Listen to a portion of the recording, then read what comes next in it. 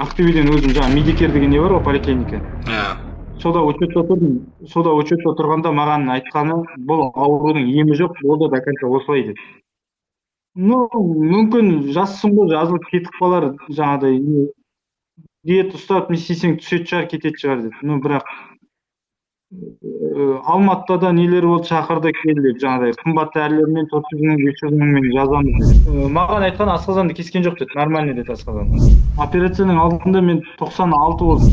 Жоқ, қан түсіретін дәрілердің ешқайсысын қолданып жүрген жоқ қазір, барлығын тастадым. Барлықтарыңызға ассалаумағалейкум. Бүгін міне Қазақстанда өзіміздің қазақ жігітіміз қант диабетінен толықтай сауығып айығып шыққан жігіт, яғни Түркия мемлекетіне келіп ота жасатқан. Осы кісімен танысатын боламыз. Ассалаумағалейкум, Азамат. Ассалаумағалейкум, Заңғар, қалайсыздар? Жақсымыз, өздеріңіз қалайсыздар, денсаулықтарыңыз қалай? Шүкір, Алла деп жақсы. Операциядан кейін жақсы болды. Өзіңіз таныстыра кетсеңіз, жасыңыз нешеде, қай қаладансыз? Мен өзім неден, Ақтөбе облысынан боламын, Ақтөбеден. Жасым 25-те. 25-те. Міне биыл 25-те. Сахарный диабетпен ауырғаннан 2 жылдан кетті уже. Қандай дәрілер қабылдадың ауырып жүрген кезде? Маған врачтардың жазғаны бойынша Ақтөбе облысының эндокринологтың несімен Антарис, Жарденс и глюконил ішіп жүрдім мен. Қант деңгейі ең жоғары қаншаға дейін көтерілді? Ең басында мен өзім неге поликлиникаға баратынымда 27-мен түстім мен өзім больницаға.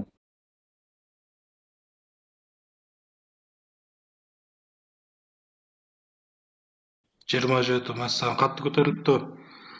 Отбасыңызда қант диабетімен ауыратын адамдар бар ма еді? Отбасымда негізі өзімнің үйімде ондай ешкім ауырмайды, бірақ нағашы жағымда бар менде. Нағашы жағыңызда бар, Ал осы қант деңгейі орташа қанша болды сізде? Аш қарынға қанша болушы еді? Және орташа рабочий сахар дейді, сол қанша болып жүреді күнделікті? Менде ауырып бастағаннан диета ұстадым. 3 ай диета ұстадым, жақсылап, жаңағыдай артық ештеңе жегенім жоқ. Содан сахар түсті менде 4,5-ға дейін түсті. Бұл операцияның алдында? Операцияның алдында ауырғаннан 3 айдан кейін сахарым түсірдім негізі. Дәрінің көмегімен, енді жаңағыдай диетаның көмегімен түсіп жүрді. Но бара уже дәрі де көмектесуін қойды уже. Жаймен сахар қайттан көтеріле бастады. Мен диетаны тоқтаттым, бірақ диета көп ұстай алмадым. Диета ұстасаңыз да қантыңыз көтеріліп жүрді. Солай ма? Диетаны ұстап жүргенімде түседі, но бірақ мен ұзақ уақыт диетаны ұстай алмадым өзім. Арасында бұзған кезде жоғары жүрді. Жас болғасында бір жағынан адамға енді тамақ керек қой, енді жаңағы қорек. Дұрыс айтасыз. Постоянно диетамен жүрген шаршау болды. Шаршаймын жаңағыдай диета ұстағаннан кейін вестің барлығы кетті, енді салмағым да түсті. Содан мен диетаны тастадым. Диетаны тастағаннан кейін, бірақ тамақ жеймін дегенде 8-9 болды. 8. Кәдімгі обычный тамақтар дәрімен жүргенде 8-9-ға түсіп жүр. Ал сізде осы қант диабетінен бір асқынулар болды ма? Ондай нелер болған жоқ. Мен өйткені соның алдын алу үшін операцияға жүргендім. Бірақ енді сіз бір жағынан жассыз, 2 жыл ғана ауырдыңыз. Сол себепті дәл уақытында операция жасадыңыз деп ойлаймын. Ал Түркияда осы операцияны қашан жасаттыңыз? Қанша уақыт болды? Міне бұйырса осы айдың 26-сы күні маған 2 ай болады. 2 ай? 2 ай болады. Мен сәуірдің 26-сы күні жасады маған. Енді осы Түркияда операция жасатқаныңызға бір суреттеріңіз, выпискаңыз, немесе осы больницаға түсірген видеоларыңыз бар ма, бір дәлелдеме ретінде? Барлығы бар. Чегім, барлығы, выписка бәрі нестелінді, жасалынды, берді қолыма. Электронный варианттары бар, сізге жіберейін. Онда сіз маған жіберіп қойыңыз, сосын осы көрермендерге көрсетіп, осын көрсетіп жіберейік. Мынау қант диабеті бойынша учетқа алынғаны жайлы анықтамасы. Мынау Стамбулдан ауруханаға бара жатқан жолда түсірілген суреті. Осы больницада операция жасалған Стамбул қаласында. Мынау жатқан палатасы.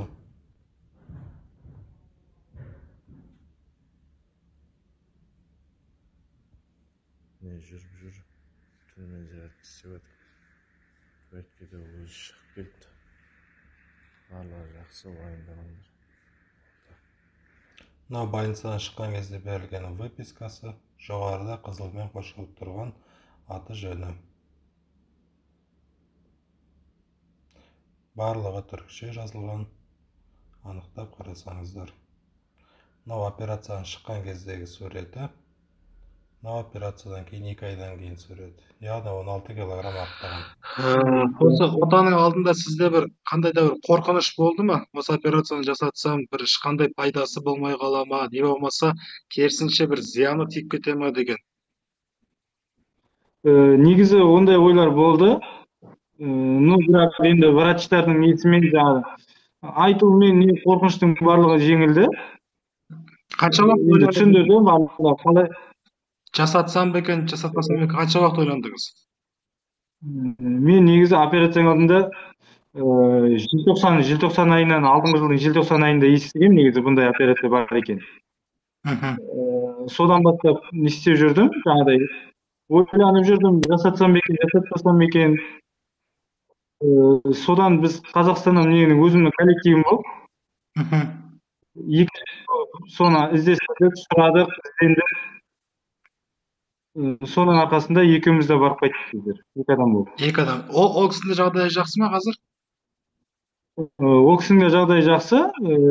Ол менен 1 жеті бұрын ерте жасады. Сол мен одан кейін 1 жетіден кейін бардым. Екеуміздің уақытымыз 2 түрлі уақыт болды. Сосын екеуміз 2 жерге жасадық. Ол жігіт жаңағыдай частный жерге істетті. Сіз үкіметтің больницасында істеттіңіз. Иә, мен үкіметтің жаңағыдай больницасында істеттім. Енді екеуміз жаңағыдай не врачтардың несіне қарай іздендік, енді кім жақсы істейді деген жаңағыдай врачтардың советімен сол неге бардым. Жақсы. Екеуміз 2-ге бөлініп бардық.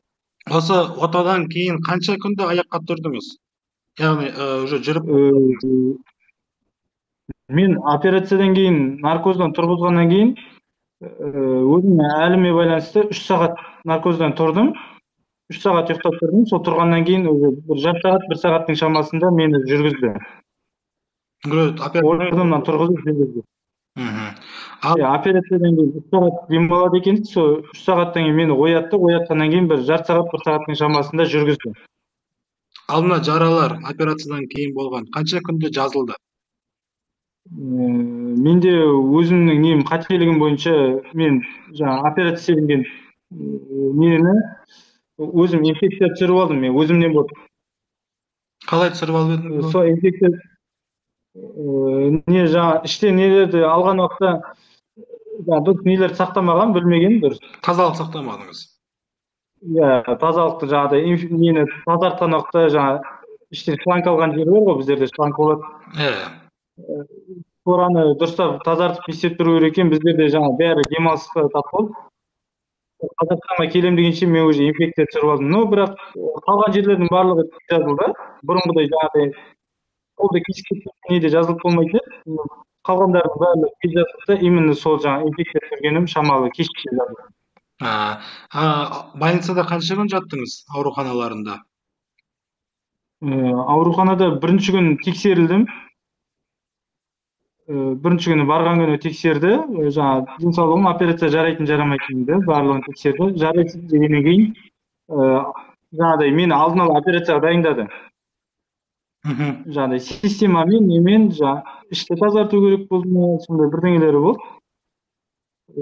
Врачтар система салып қойды. Сонымен бас аяғы 5 күн болдым операцияда жатқаным. Бірінші күн тексерді, операциядан барып, сол 4 күнде операциядан кейін 3 күннен кейін шығарып тұр ғой мен. 5-ші күні мен неден кейін, түстен кейін мені уже неге шығарды, гостиницаға шығарды. Гостиницада Турцияда гостиницада мен шығарған күні, сосын келесі күні жаңа сенбі күні. Сол 2 күн болдым, жексенбі күні мен уже Қазақстанға ұшып кеттім. Толық 1 апта болдыңыз, дұрыс па? Иә, толық бір аптаның ішінде мен уже операциядан кейін уже 3 күннен кейін нормально шығып тұрмын. Жақсы, керемет.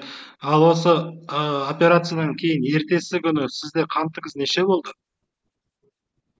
Қанты менде 6 сондаймен жүрдім. Операцияның ертесі күні? 5-6. Иә, 5-6-мен жүрдім. Мен операцияға барарда 23-пен бардым. 5-6-мен жүрдіңіз. Ал операциядан кейінгі күндері, ертесі күндері дәрі іштіңіз бе? Қан түсіретін. Қан түсіретін ешқандай дәрі салған жоқ. Маған орындары ауырмаса енді обезболивающий салды. Басқа ана сақтап түсіруге ондай ешқандай қолданған жоқ маған. Яғни тамақ ішкен кезде ең жоғары қаншаға көтерілді операциядан кейін? Операциядан кейін мен 15 күннен кейін тамақты ішіп бастадым. 15 күнге дейін өздерінің врачтардың айтуымен маған сұйықтық нелер берді, сол Турциядан. Ішектен тез не істеу үшін. Түйіршік нелер жемеу үшін сол тамақпен бірге ішетін 200 граммнан ішетін 15 күнге не берді протеин сияқты. Өздерінің тамақтарын берді. 15 күннен бастап мен суп нелер бастап іштім. Кішкентай диетический пельмен сияқты балдарға беретін пельменді сондайды бастап іштім. Ең қатты көтерілгені менде дұрыс не сақтамағанымда 9-ға барды. 9.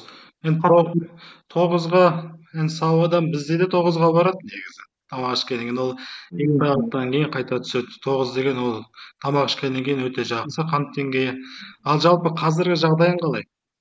2 ай өтті, қазір қалай? Міне 2 ай болды. Мен тақырымды күнде таңда тексеремін, мысалы. Енді операциядан кейін енді қызық бәрі да. Қанша болады, не ондай не результатты көптен көрмеген енді 2 жылдан бері. Шаршау жоқ. Ұйқы бұрын түнде ұйықтатпайтын еді мен, ұйықтай алмайтын едім түнімен. Теріледі Соның барлығы кетті, вес барлығы орнына келді. Салмағыңыз нешеді операция алдында? Операцияның алдында мен 96 болдым. Қазір нешесіз? Қазір 80. 16 килограмм, керемет. Салмақта барлығы түсті, бәрі жеңілдеді. Қан айналым нелер барлығы дұрысталды. Енді осы ішегіңіз ауыстырғаннан кейін қазір ішіңіз қатып қап, немесе ішіңіз өтіп кететін жағдайлар болып жүр ме? Негізі іш қату болады, ол өзімізден сұйық тамақты көбірек ішсең ішің қатпайды. Майлы жақ қойған күндері қатып қалады. Бірақ тамаққа байланысты. Қою тамақ жесең ішің қатады. Сұйық тамақтарды көбірек ішсең, ондай қатты ештеңе болмайды. Ал жалпы тамақ жегеннен кейін ішіңіз ауырады ма? Ішім ауырмайды, но мен не істегенде түйіршік қатты тамақтар жеген уақытта түйіліп қаламын мен. Өйткені маған ескертті, блендермен немен жеді, а то түйіліп қаласың деді. Бұл енді уақытша әбден жазылғанға. Барлығы уақытша деді. Барлығы уақытша 6 айдан кейін бәрі орынды тігістері барлығы біткеннен кейін орнына келеді. Бара-бара жаймен өзінің несін алады деді. Орнын табады. Жақсы. Бұлай басқа не жалобы жоқ, жақсым. Ұйықтау, не жүріс-тұрысым, нелерім, енді тамақ аз ішкесін шаршайсың. Бірақ бұрынғыдай за рулем келатып шаршау нелер жоқ. Машинада келатып шаршайтын едім мен, мысалы, қалғитын едім. Олардың барлығы кетті. Мысалы, түнімен нормально жақсы ұйықтап тұрсам, күнде ғана жақсы жүремін.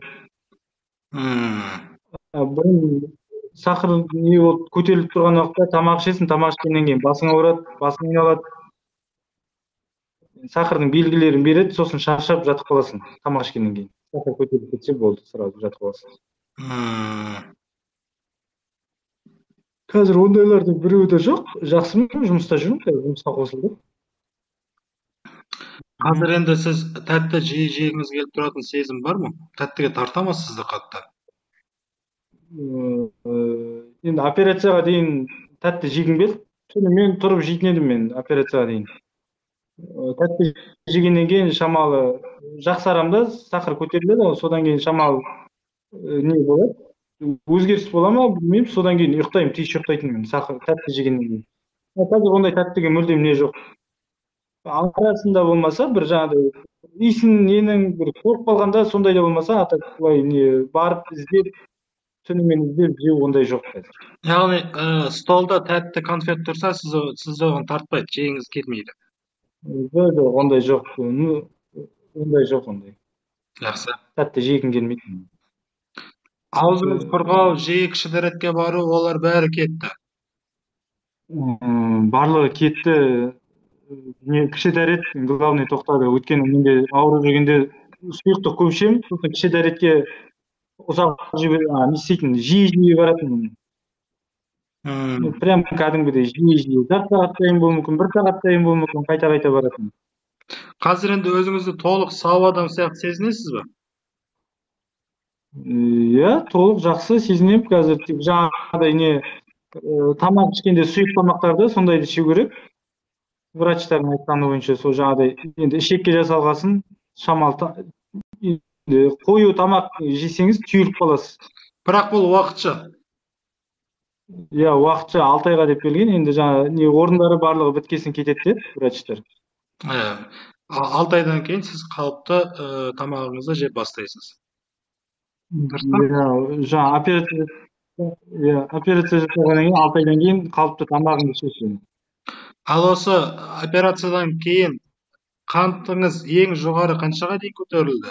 Бір енді болған шығар, бір тәтті жеп қойған күндеріңіз, сок ішіп қойған күндеріңіз, бір ішкіңіз келіп. Енді тәтті жедім деп айта алмаймын. Тәтті жегенім жоқ. Мучной жаңағыдай енді нелер жедім, тамақтар кәдімгі, майлы тамақтар. Әрі кетсе 9-ға ғана көтерілген. Сол 9 болды. Ең жоғары 9. Бір ретте 9 болды. Қан түсіретін дәрілерді бір ретте қолданған жоқсыз? Жоқ, қан түсіретін дәрілердің ешқайсысын қолданып жүрген жоқ қазір, барлығын тастадым. Жақсы, керемет. Ал қазір таңертеңге аш қарынға қантыңыз неше? Қантым қазір 5 болады, 5-те 6, сондай мен берем. 5-те 6. Жақсы. 5-те 6. Кейде жаңа 4-те 7, сондай болады. Енді әр кезде әрқалай болады. Жақсы, керемет. Енді осы операцияны жасауға қорқып жүрген адамдарға қандай кеңес бересіз? Бұның пайдасы тие ма, тимей ма, бір зиян тиіп кете ма, бұл қалай болады? Біреулер қорқып, біреулер сенбей жүрген адамдарға қандай кеңес бере алатын едіңіз? Енді қорқып жүрген адамдарға енді өзі қорқынышын жеңіп барған жақсы. Енді операция мен өзім бірінші рет істеген соң менде өзімде қорқыныш болды, шыны керек.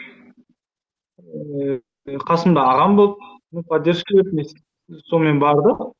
Операция енді қорқынышпен барасың, барғаннан кейін наркоз, наркоздан кейін уже бәрі де ұмытылып кетеді уже. Наркоздан кейін бәрі ұмытылып. Наркозға кіргеннен кейін болды, уже операция жасалынады. Енді ұйқыдан тұрғасын бәрі болғасын қорқыныш та жоқ, бұнда да жоқ, енді дальше адам құсап енді алдыға ұмтыласың. Жақсы, керемет. Сізге үлкен рахмет, ауырмаңыз. Осымен қант диабетін мәңгілікке ұмытып кетіңіз. Сау болыңыз. Әумин.